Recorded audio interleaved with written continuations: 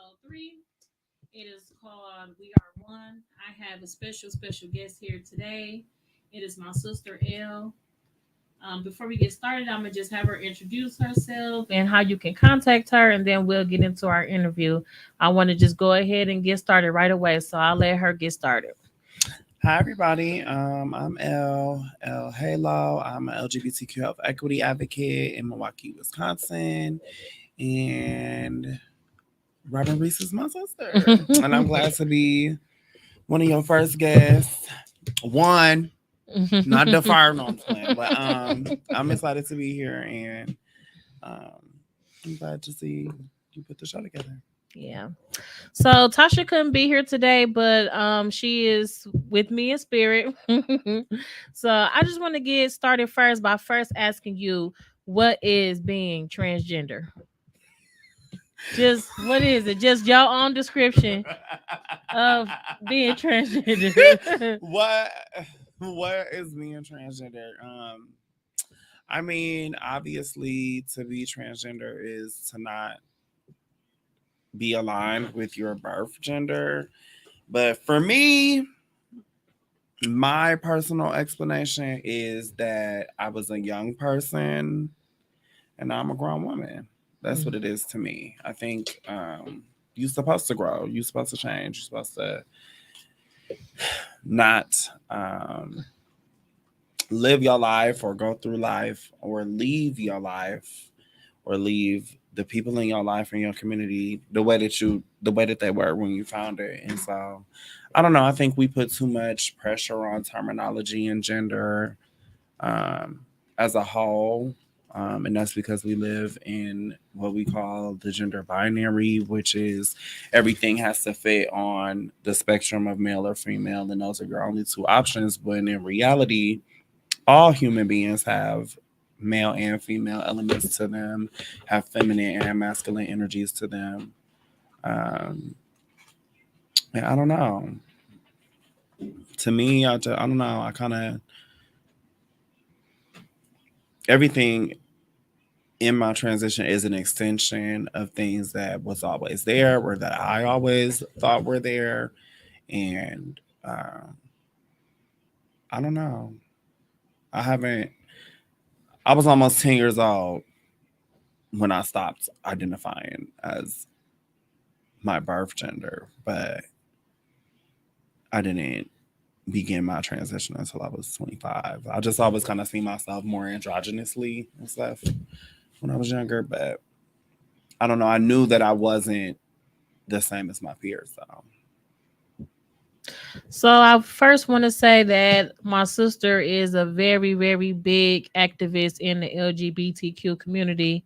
She has done a lot of community work, just reaching out to those that have lack of resources or those that are uneducated about what it means to be LGBTQ.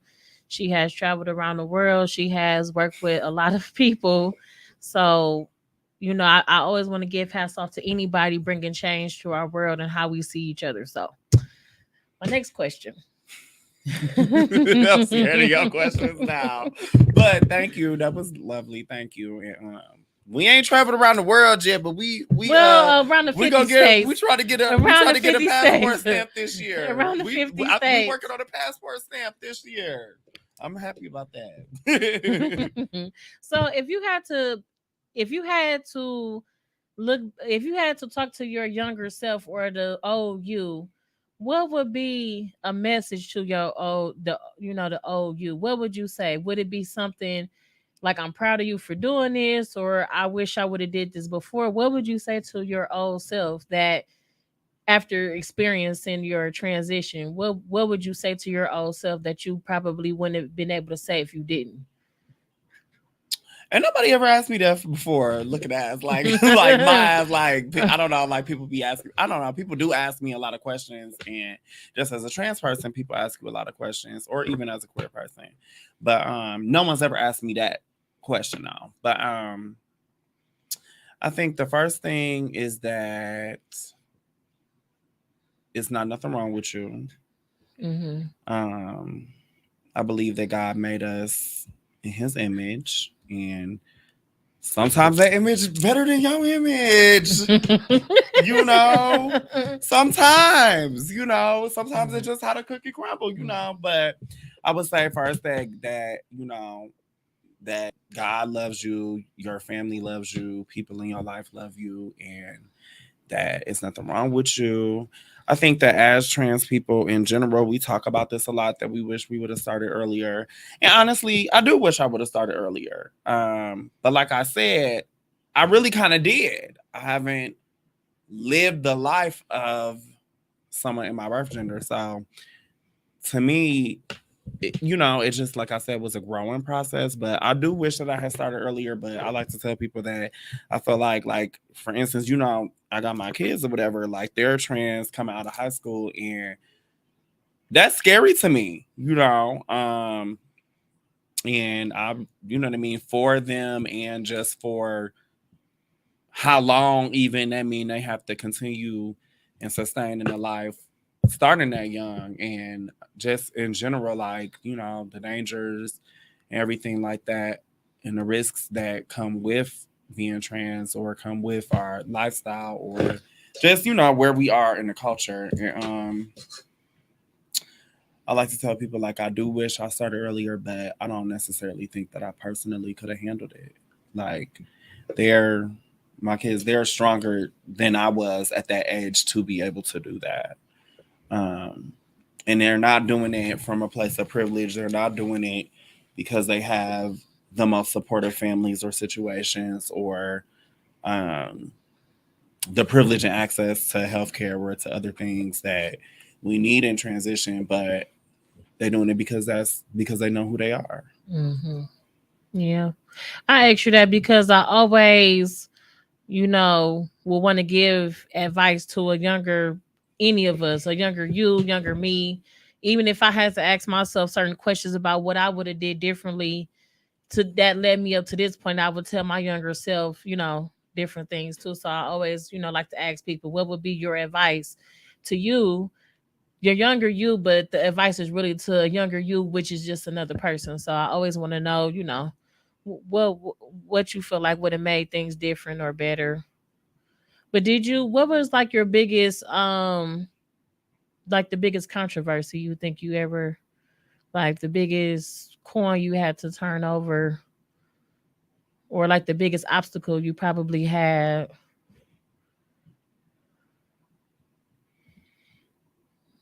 In terms of transness, Hmm. Like when you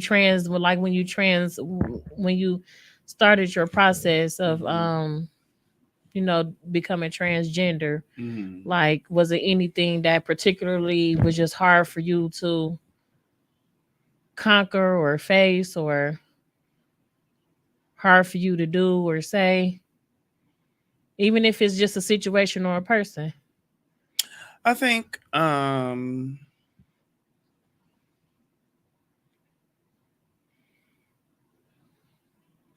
we call, like, the specific types of anxiety and depression that trans people experience, we call it dysphoria. And that was always there.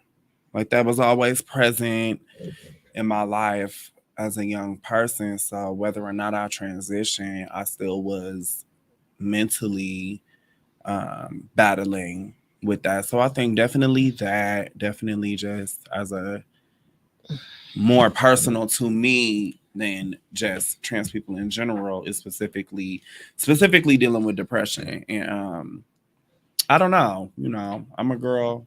Can I ask a question? Mm-hmm. Can you wait till I'm done with my statement? I wanted to know what dysphoria was. You didn't really explain it. Well, since you didn't wait till I'm done with my statement, I'm sorry. no, that's okay. It's okay. I'm answering questions You had- today.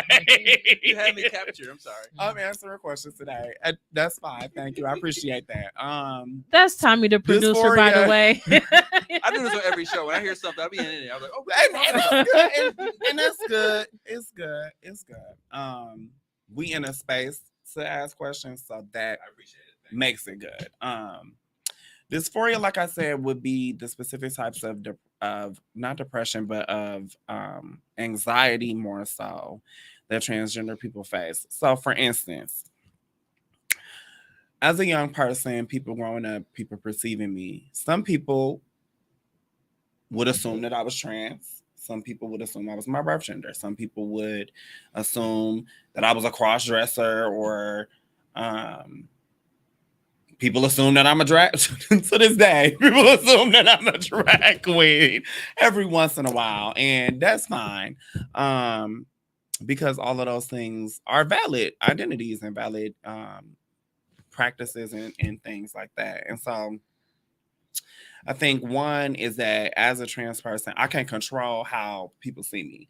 Like people, like we assume that everybody sees us in a negative way, or we assume that everybody can clock us. Well, clocking is being able to identify that you're trans, which translates internally to you're not passable enough, you're not pretty enough, you're not woman enough, or etc. Those types of things.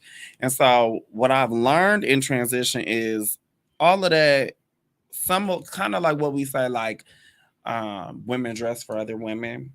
Like some of all of that is obviously from trauma and from bad experiences we or I have had, but sometimes it's also assumptions that we're making that's not even there or relevant. So that's what we call dysphoria, is just constantly feeling like you constantly going through some mental acrobatics. I call it mental acrobatics.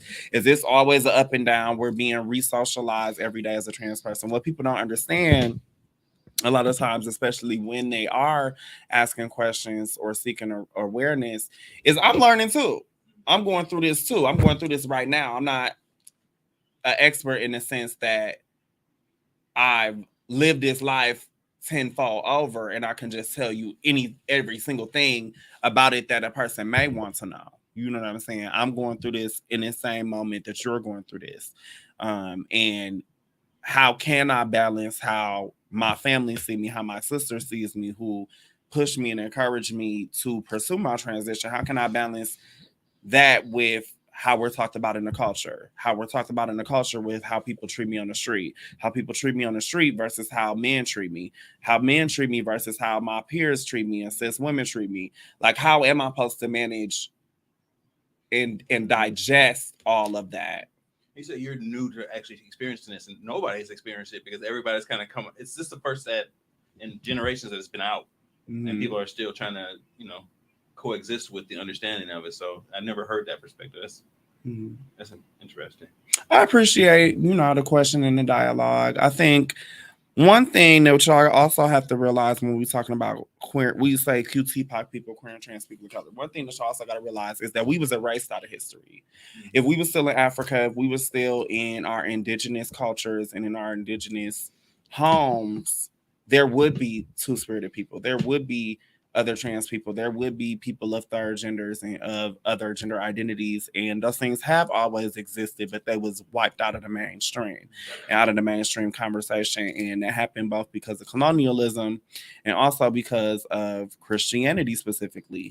And so, just like things in the African diaspora that we talk about that are malignant in us as a culture because of the impact of slavery and the impact of Jim Crow, that's one of them things. Y'all not adjusting to us being here. We've always been here. Martin Luther King, co-organizer, was a gay man.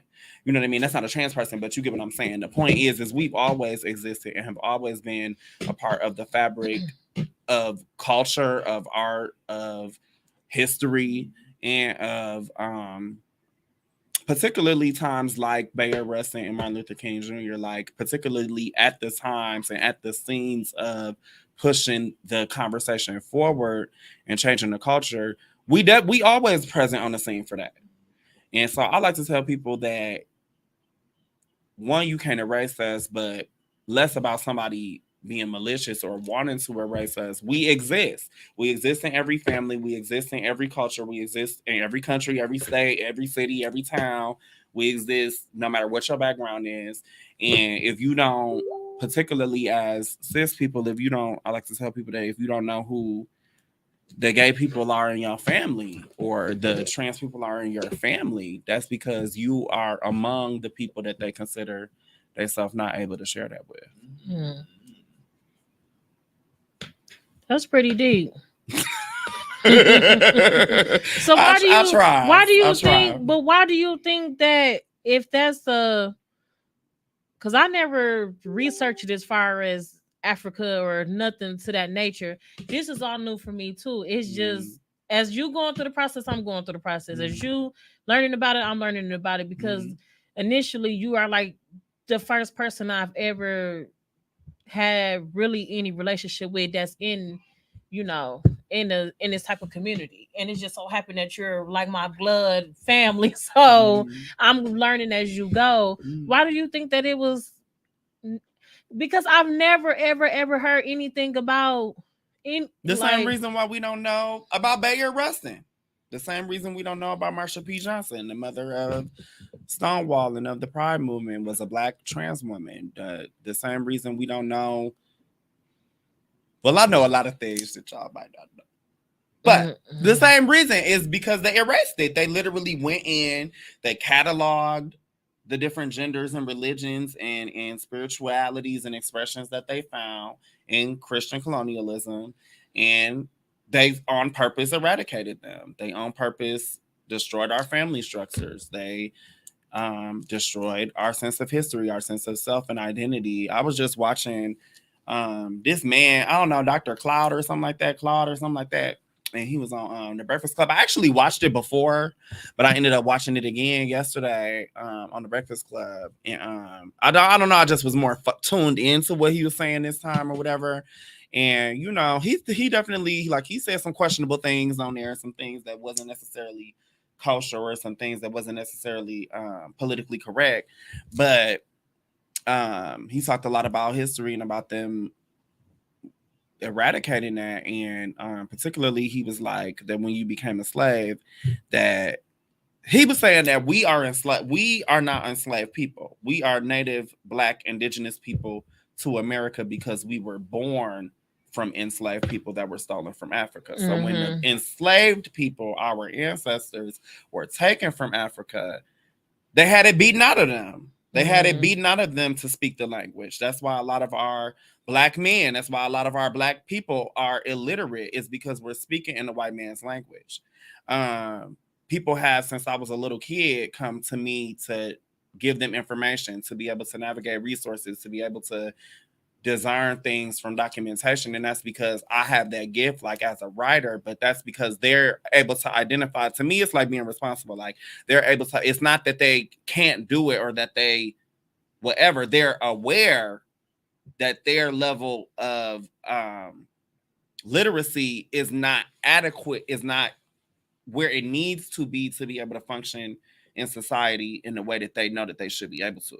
You get what I'm saying? Like, it's taking awareness to be that. An illiterate person would just be what we would think of stereotypically from using that word, like, oh, that person don't know, they ain't trying, they ain't never tried to read. When that's really not the case. And it's really because us as black people, we're existing in every fiber of our being, in every walk in our life, in every area of our life. We're existing in a white patriarchal society that never included us, that never, you know how they say throw the baby out with the bathwater? Don't throw the baby out with the bathwater. It's like that. That's what white people do. They came in and erased everything. So we didn't even start with, they reinvented the wheel and shit. You know what I'm saying? And the reason why they had to do this is because they eradicated everything. They just took everything and burnt all the books. They just took everything and burnt the Library of Egypt and different things like that, the Library of Alexandria and different things like that. Like, they came in to eradicate. They didn't come into to colonize. They came in to eradicate and then be able to take ownership and develop in the land. And so that's why. It's because why would we know about our gendered histories if we don't even know? Half of us don't even know our history going back to the civil rights movement.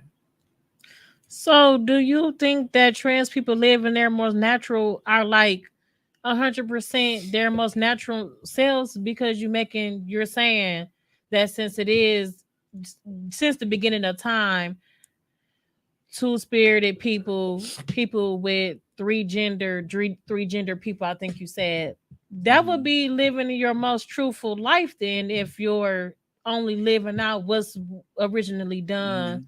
I do think that that's a big part of it. Even like when we talk about um like our sexuality and like people over sexualizing us or fetishizing us and different things like that. Like people love to be like particularly as trans women, people love to write our relationships off that it's just about sex, that it's just a hookup, that it's just you a side piece, you a this, you a that, you a this, you a that. The situation could only be this, could only be that.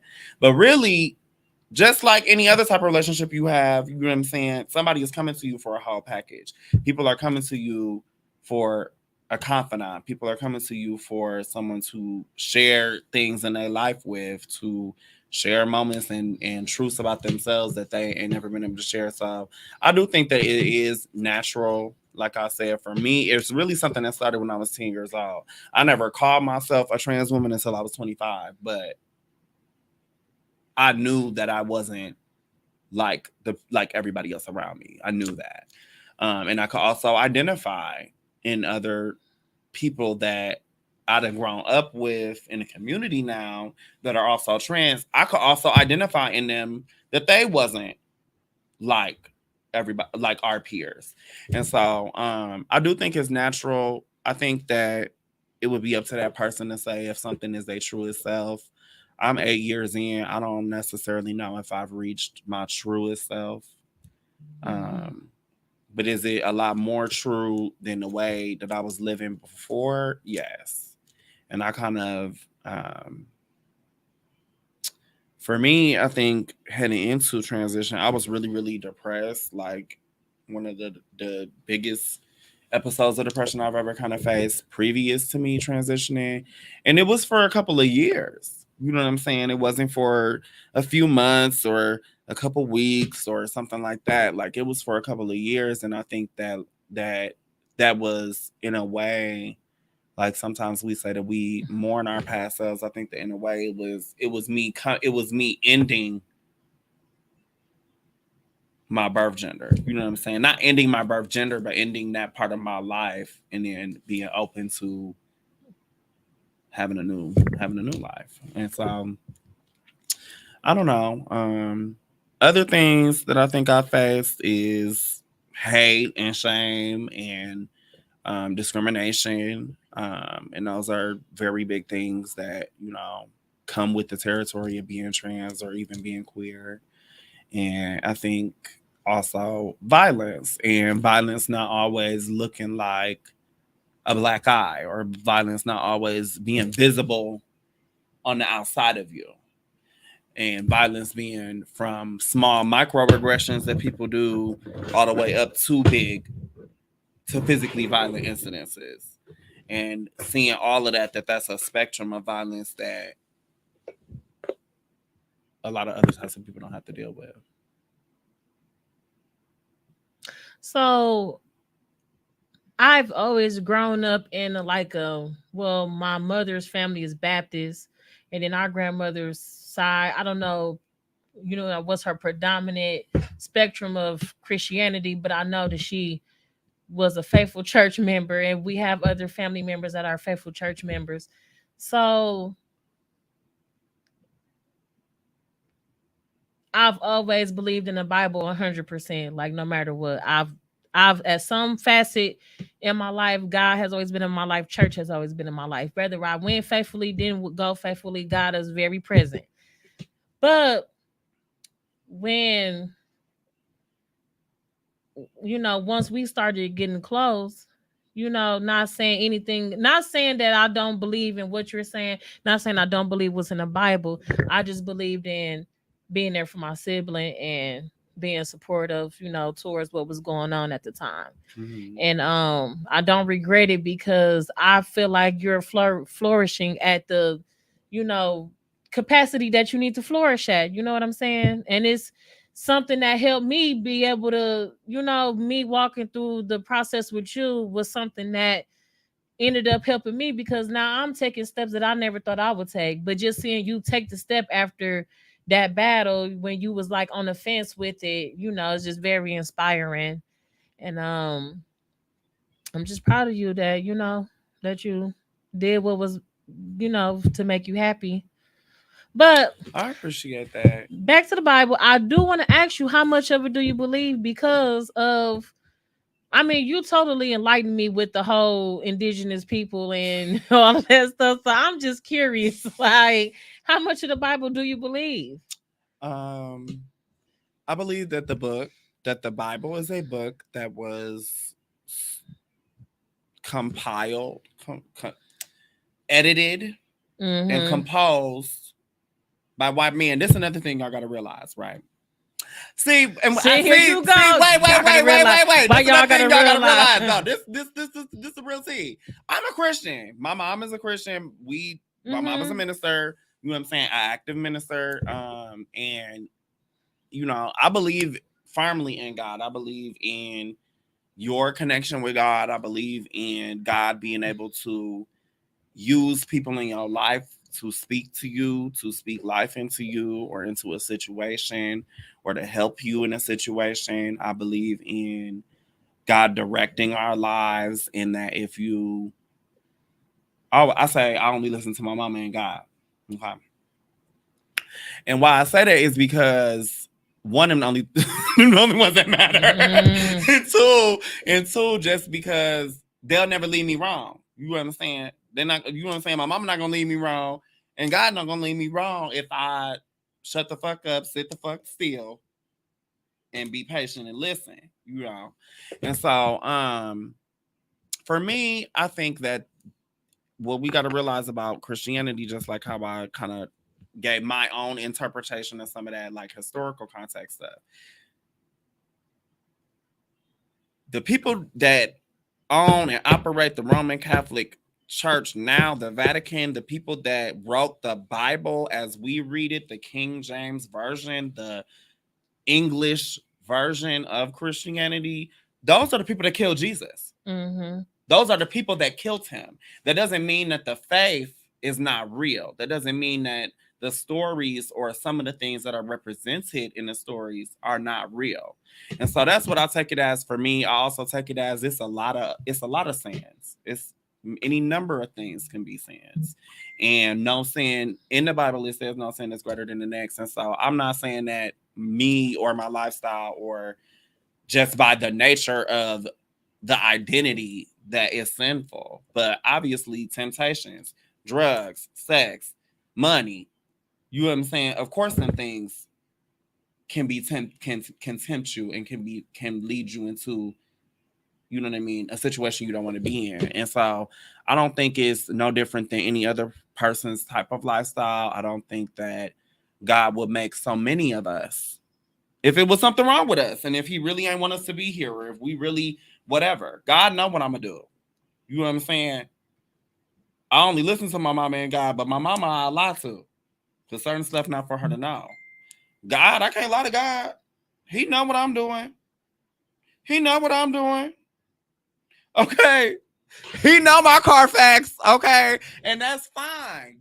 And me and him had that relationship where I know that he's there. I know that he loves me and cares for me as a child, as his child. And I don't know. I think it's up to anybody, whatever interpretations they want to take away from the Bible. But when you reading that particular document, you gotta first realize that it's written by the people.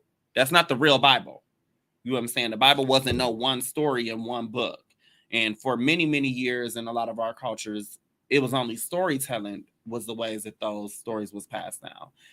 The white people came and wrote them down in their language and put it down the way they wanted it to be put down. Mm-hmm. And they was also the ones that killed Jesus, the black and brown Jesus. That was the real Jesus, mm-hmm. that loved everyone in the real principle. And also you got to realize that God and Christ are different.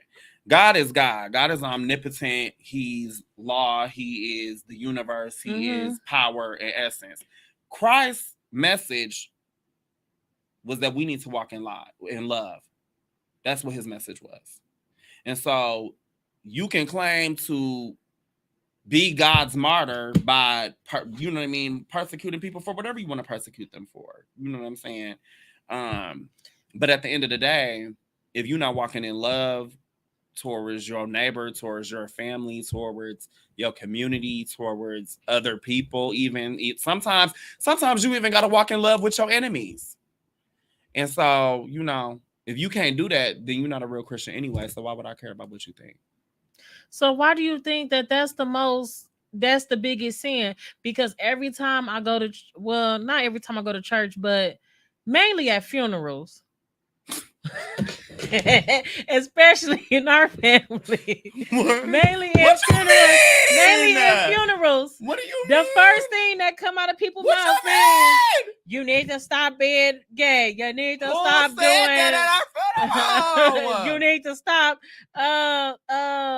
You need to stop doing drugs and alcohol. Them be the first things that come out as somebody eulogy. Like when they at the in the yes, it do. Them be the first things. And probably not even in our family, probably all the African American church. Don't it? It'd be a time for them to send a message. Every time when they doing it, you only supposed to be Sam. You supposed to pick, to my understanding, you're supposed to pick one verse one scripture out the Bible. You're supposed to dedicate that scripture to the person that you are sending off for eternal life, and then you are supposed to get off the stage. Mic. And then we really be standing there for 3 hours. And everybody's funeral, they say them 3 things: stop being gay, stop doing drugs, stop doing alcohol, stop drinking alcohol.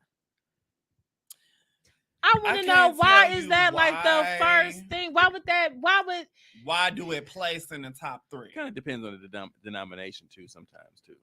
Why do it place in the top 3 for people? Is what you're saying.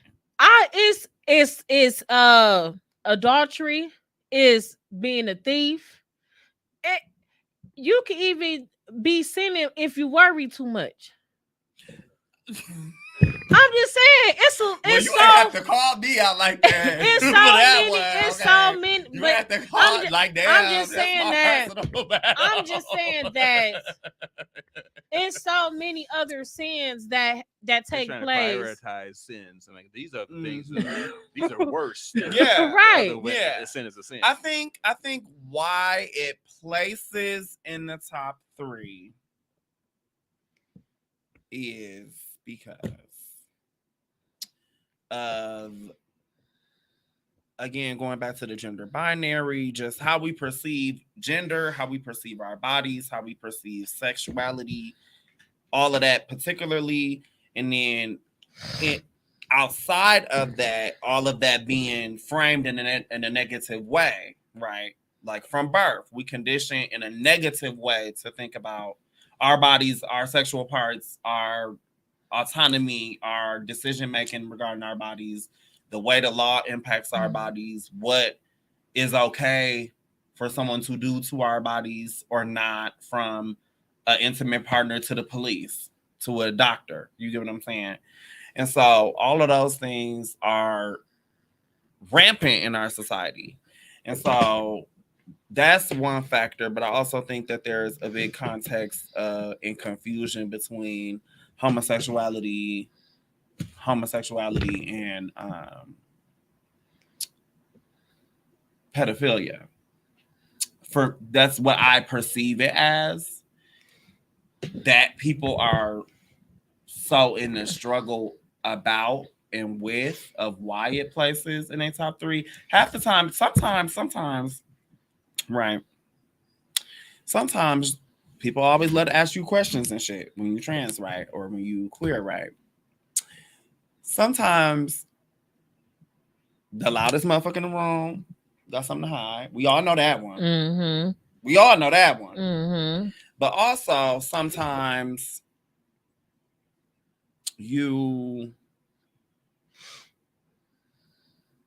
when you sit down sometimes with people that are bigoted or that have a certain mindset, and you really push back on them, not in a bad way or argumentative way, but sometimes when you push back on why they say this or why they think that, when you unravel it, like the thread, like if it was a thread sticking out right here, and you unravel it all the way to the end, they don't have no reason. And so what that translates to me as a queer and trans person It's just that you have the privilege to be able to do so.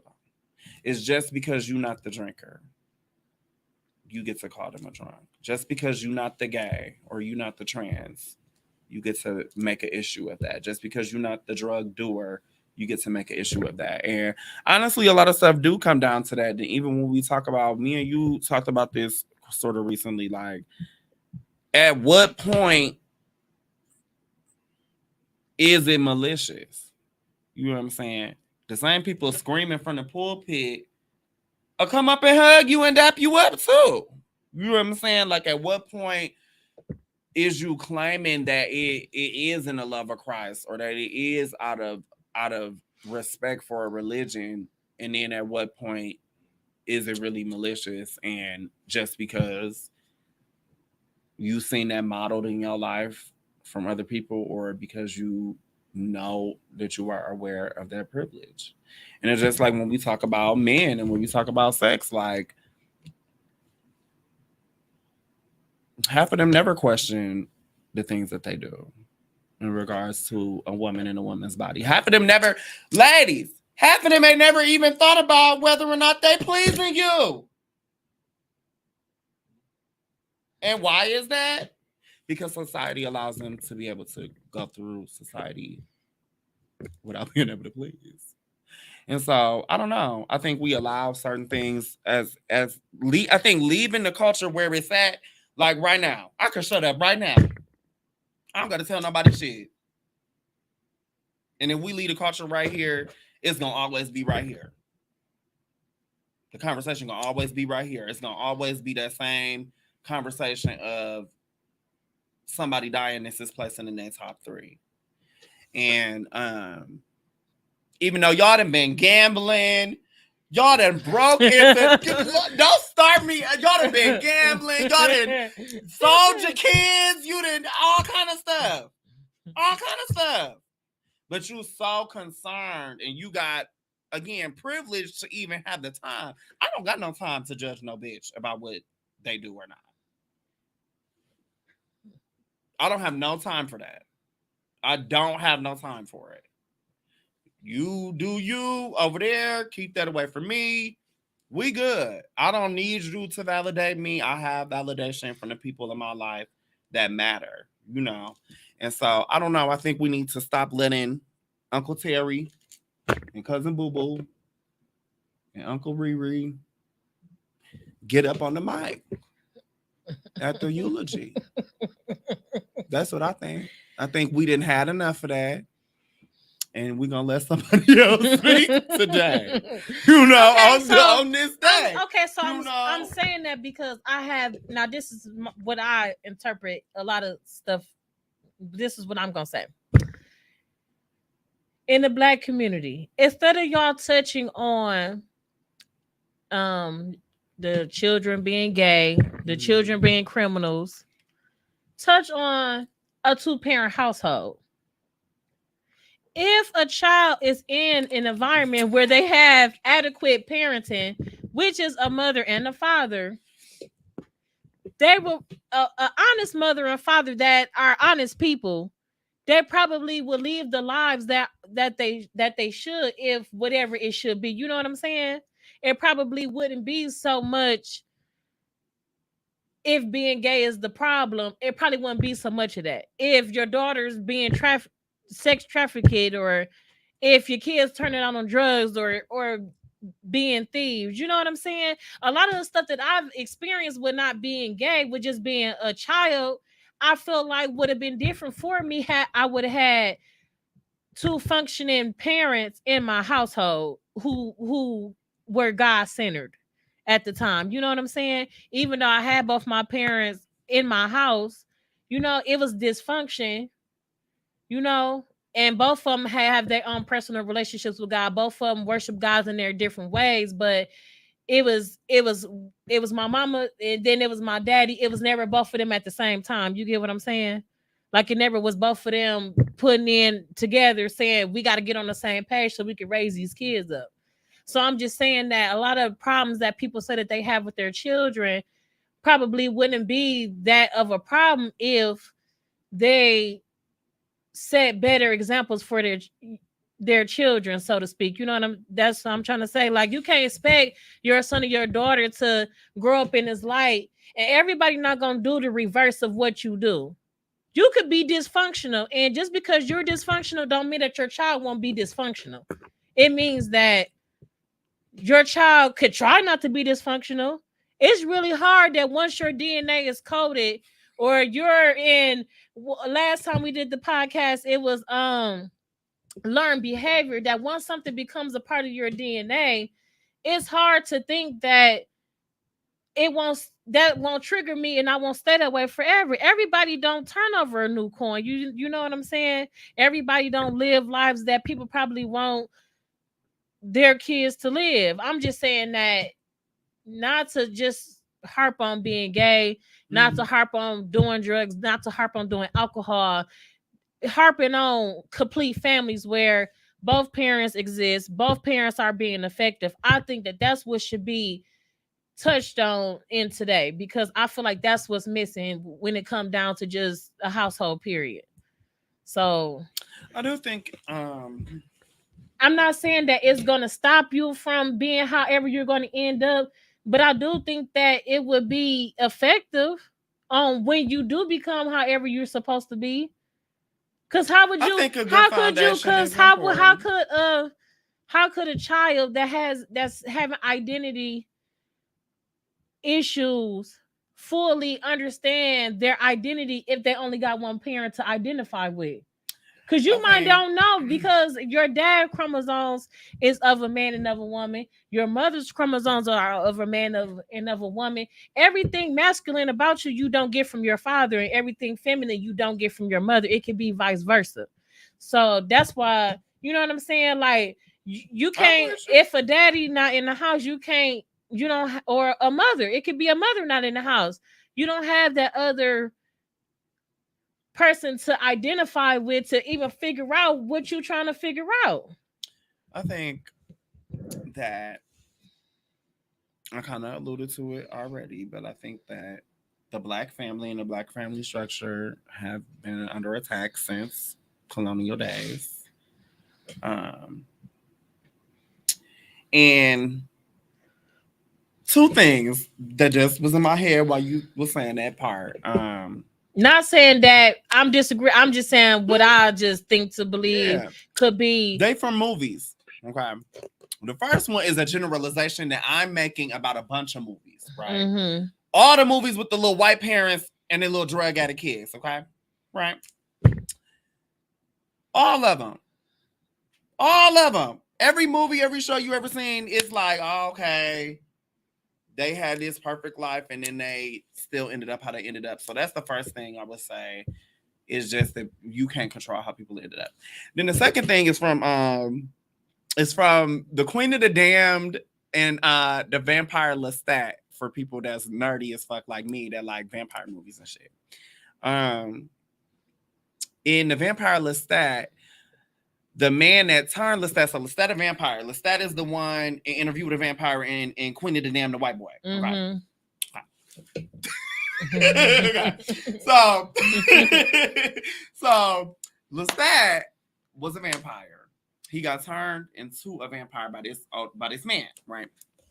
And the man was lonely. The man like, I'm finna turn you because I'm lonely. You know what I'm saying? You like, you know what I mean? Part of it is you like they kid or whatever. They sired you or whatever. The point I'm making is the man told him he like when you about him turning his own vampires, him making his own kids, right? He told him that one of your kids, that's your first kid, gonna be okay. And that your second kid gonna be a little iffy. And that your third kid gonna be batshit crazy. And so I kind of feel like that a little bit. Like, I don't know how much nurture, again, like what you said, if something is so rooted in us that it didn't turn into a genetic fear or something that we passing down, a generational curse, we call that. If something is so rooted in us in that way that is being passed down at all, I don't know if that's something that just having two parents in the home is gonna fix. What I do think having two parents in the home can fix, right? I was watching Saucy Santana. Uh, and that was he was talking about his parents and that his mom was a minister and she struggled with his sexuality, and that his dad was not a minister, but that he raised him the way he raised him, but that he always accepted him for the most part. Like, it wasn't like I say about me and my mom, me being gay or me being trans, like those are definitely issues in our relationship, but they've never been our defining issue in our relationship. Our defining issue in our relationship is surviving as two Black femmes in surviving poverty and surviving, you know what I'm saying, patriarchy, and living in this world as two single Black, you know what I mean, as two Black females. And so you know, I think that what we sometimes in the gay and trans situations and family situations miss out on when you only have one parent or one primary parent or one functioning parent is the acceptance from other people. Like, for instance, when my mom in their relationship with their parents and stuff like that, my mom lost her mom really young. Their dad died when she was in her early 20s, late teens. But she grew up seeing him struggling with his other kids, her siblings, that were gay, that I never heard about really in detail until I started transitioning. I never heard about them. So even while I was a young person, that was something that she kept from me on purpose. You know what I'm saying? And I'm not faulting her for that. She thought that would be protecting me or that it wasn't my business, and it wasn't. You know what I'm saying? That was them. That was their lives and their struggles. But what she got to understand is that she's perceiving them relationships happening through her eyes as a child watching her father. You get what I'm saying? She's seeing him dealing with them and the things that they had to battle and struggle with, but not seeing their side of it. You get what I'm saying? She's seeing it as the baby of the whole family and seeing it through his eyes, that he was right and that they was wrong. You know what I'm saying? And so I think sometimes when you don't have the other parent there, like in the Saucy Santana example, the father was the one that was accepting. You know what I'm saying? And even like us, our dad passed away, you know, and even, you know, whatever type of man he was, I know that he loved me. You know what I'm saying? And y'all all had more of a relationship with him, but I know that he loved me. And in a way, I kind of felt like him not being in my personal life was a good thing and was in its own way his way of protecting me. You know what I'm saying? And protecting me from the things that came with him and his lifestyle. And so, you know, that's something I've shared with you before, but I swear to God, y'all, like I swear to God, whenever I think about dad now, I just be like, I literally feel like I literally know in my heart that I would be Hillary. What's her name? Hillary Banks. That's how I would act. That's how I would act with him. I swear to God. I swear to God, like I know it in my heart. Like I know it in my heart. Like he tapped out on me, bro. Like I'm mad at him, not for the years we missed, but that he can't know me now, that he ain't able to be here with us now. You know what I'm saying? And see, all of us grown up or haven't been able to be there for all of us growing up. But you know what I'm saying? Like, oh, niggas love me. That's all I got to say. That's all I got to say. I actually feel like he did more damage to me, girl. I know. He ain't do nothing, you know, too. But he definitely, his issues definitely Sleeped over. Yeah, because and that's what I said. We would get shoes, and we would have them for a day, and he would go and sell them. And we had like a game station back then, Nintendo or something, and we would have it for like 2 days, and it'd be gone. We'd have a DVD.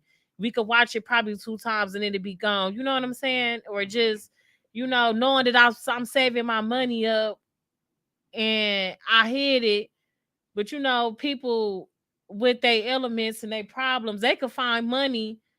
If they need that money, they need that whatever they trying to get, they gonna find your money. So I just feel like, you know, you know, when it got close to him passing, and when he did kind of like step off of us a little bit, he did say like, I did that because I was hurting y'all, you know, more, whatever. So, You talking about when he got injured? well, before he You got said stepped off, like he kind of like stopped coming around. He had finally, like, probably when I was like 13, Mm-hmm. right before we went to stay with Adrian, Mm-hmm. he probably stopped like really trying to be in the house with us. And you know, when he injured himself, or well, right before he was getting ready to pass away, he had finally, you know, said, you know, I was doing y'all more harm than good. Cause I think that a lot of my relationship problems stem from them. Like him constantly coming in the house whenever he wanted to, always under the influence of something, always yelling, always talking crazy.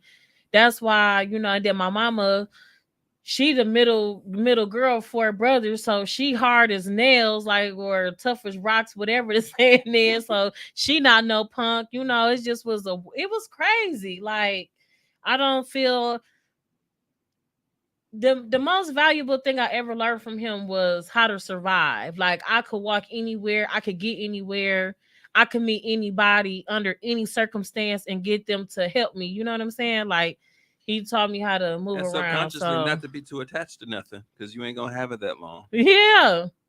But that's the other reason why when people steal from me, we live in a that temporary takes world. me through or if you steal from my kids, that takes me through the roof. Because when we were little, we couldn't never really have nothing. We couldn't have nothing that was worth selling at least. But anyways, we the Rest in peace. We love you, Dad. Yeah. We love you, big dog. No, yeah, No. because he was a blessing. When I had Kyrie, he was a good father. He was pissed because I was 16 when I had her, but he was pissed. And every single time he got some money, he made sure my daughter was straight. So I can't say that, you know, the whole ride with him, because I was 18 when he passed. So yeah, from 16 to 18, we was able to talk and function and get some understanding. But it was like, dang, this the daddy that I wish, you know, for the whole time. Because all he did was try to teach me how to cheat in cards. Teach me how to cheat in cards. You still be cheating? No, I didn't never learn how he cheated me. Oh. But I think, you know, if we talking about it, you know, he struggled with addiction, and you know, them years when he was running in the streets, them wasn't his. I mean, obviously, they were not him at his best. mm-hmm. You know what I'm saying? But he, you know, that's where he was, and them actions was out of desperation and out of, you know what I'm saying, he already had been in the streets and been, you know what I mean, battling with addiction for so long. By the time we even was born, and by the time, you know what I'm saying, you was in ages, you know, again, I don't know how much a good environment can help you with things like drugs and alcohol and you know what I'm saying, being in the street and street life and stuff like that is being fed to us. You know what I'm saying, and passed down between us. You know, Mm-hmm. and you know, I really would like to see if he would appear if all of his kids was like together at one time. It's crazy if he would appear. Like, will we feel his presence? Because we could get 4, but we can't get 5. We can either get me, you, Tab, and Gina, or me, you, Gina, and Pete. We could never get all 5 of us in the same, and I don't know why. We can't never get all 5 of us at the same place at the same time for an extended amount of time, because I just wonder how much of, you know, and even with getting to know Pete and Tab more, and you, because I already know Gina, but getting to know y'all 3 more, it's like all of us have all of us have stuff in common. It is just so crazy. It's like we have so much stuff that I know it must have came from him if it's directly to the point of where we are liking the same stuff or got some of the same stuff in common. I think I never felt like I felt someone's presence that passed away, but I do in my heart. I feel like people that we love that we lose. I feel like they on your guardian angel squad. Mm-hmm. You know, like not that it's just one or that it's like a fairy godmother or something, but and then they got different purposes. You know what I'm saying? Like you might have one guardian angel that's just for when you in the streets. You know what I'm saying? You might have a different guardian angel for when you know what I'm saying, need a different type of hookup or situation. You know what I'm saying? Or when you facing a different thing, or when you raising your kids, or when you doing this or doing that. You know what I'm saying? Mm-hmm. And so, you know, I think even in the spiritual realm, they lives and relationships have a particular place in ours, but I don't think he would appear if we was all together. Not like appear like a hologram, but just like would his vibe be felt? But I think when we all laughing, like how hard I just laughed, I think he's appearing. Why? Because we all got the Because we all same got laugh. the same laugh. Okay, and stuff so- like that. You know what I mean? Like that kind of stuff. Yeah, like I do. You know what I'm saying? So before we wrap up, I do want to ask you another question because it's something that's like high on the. Jesus Christ. No, I'm just It's playing. important.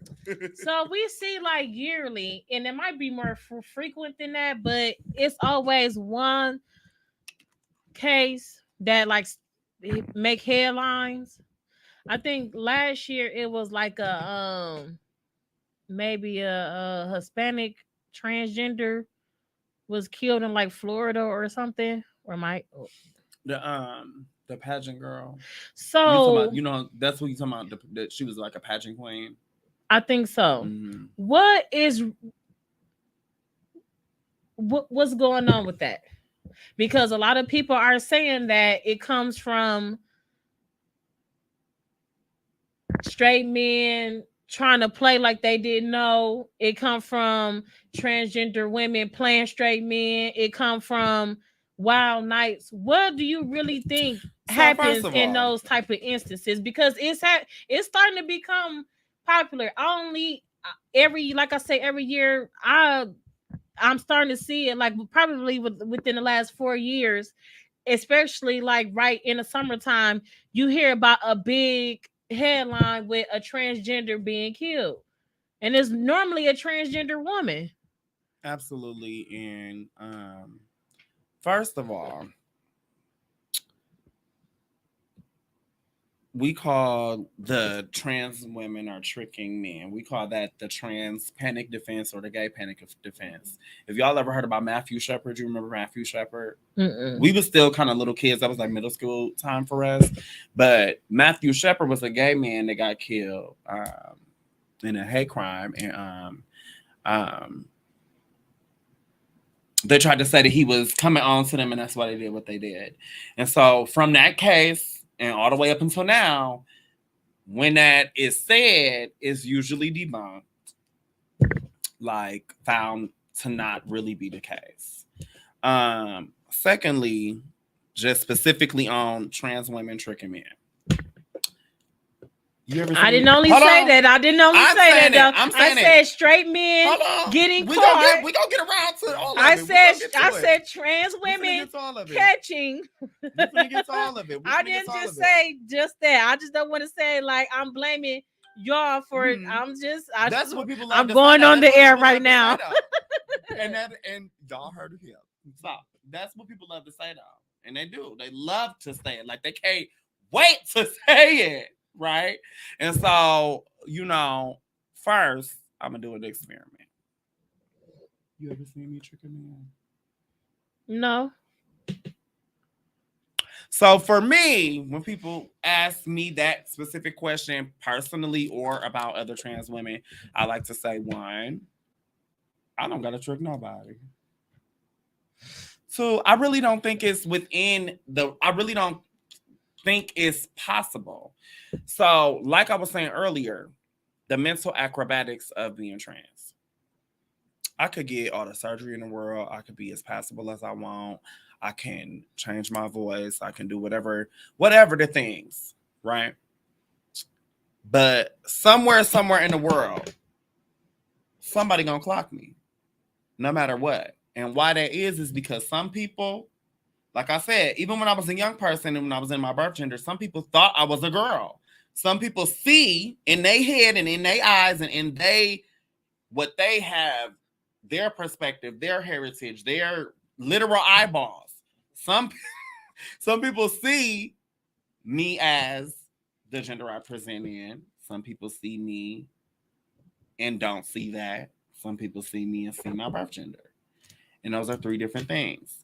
And so even if I wanted to trick a man, at what point do we have to not even hold him in accountable? At what point do we have to just say, we don't believe you? I think we let down low men and cis men carry on like, girl, like, you know this, though. You know, like, child, the few little times that I've been caught up with guys in situations where they was two-timing cis women, right? Cis men straight. Right. Three of them situations, right? Different types of relationships, different connections with the people, like, you know what I'm saying? Like, life goes on. All three. You know what I mean? Life went on.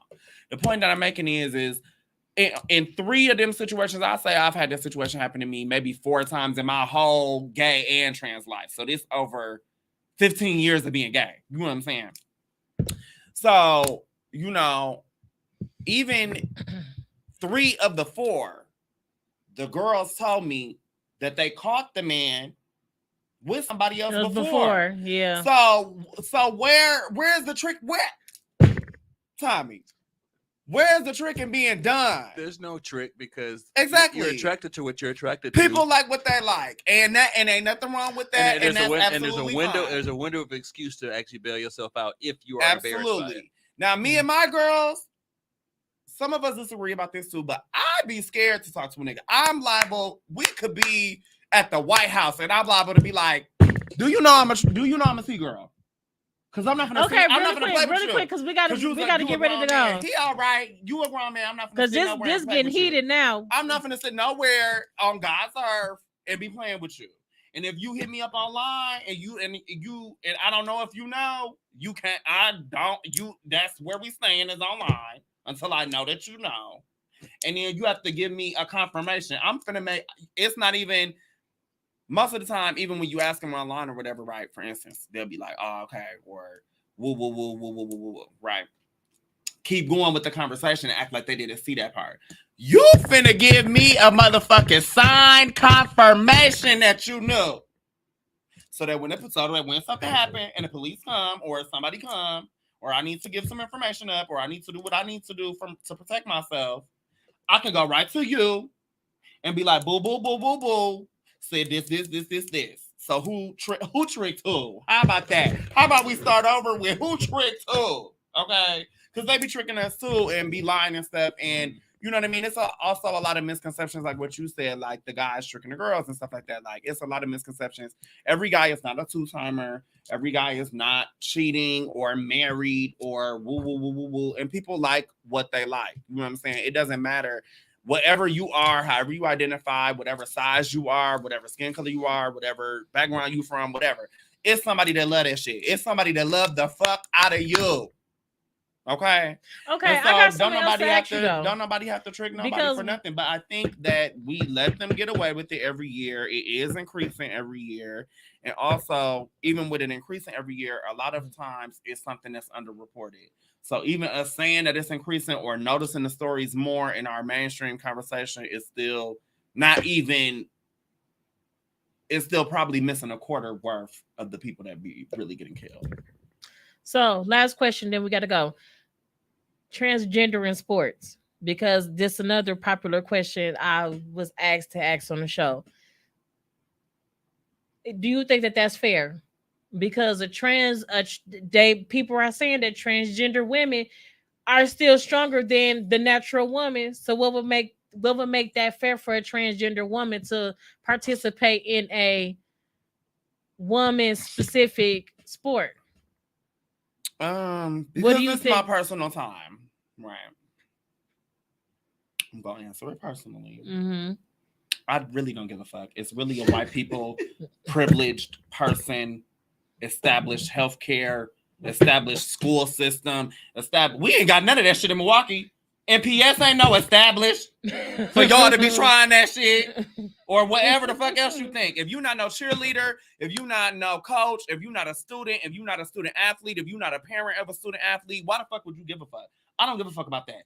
We pivoting from people getting killed, from the girls, my sisters, the girls that look like me, getting killed, and it being called that we tricking men when Claire Legato was getting killed in DC by her stepfather. When most of the people, just like all the violence we know, most of the time when women experience violence, it's from somebody that they know. It's not from no stranger. It's not from no third party. It's not from nobody, no random hookup. It's not always from that. It's really more of the percentage of it is happening from people in our homes and people in our families and communities. So well, my thing is why them two questions because they was. I know. I didn't mean for you to chew my neck off. Ain't nobody chewing your neck off. I'm good. The point is that's not even anywhere of my top 3 issues as no black trans woman. Now, if I were a black trans woman or a young trans girl and I was an athlete and I wanted to compete, yeah, I would want to be able to compete. However, I thought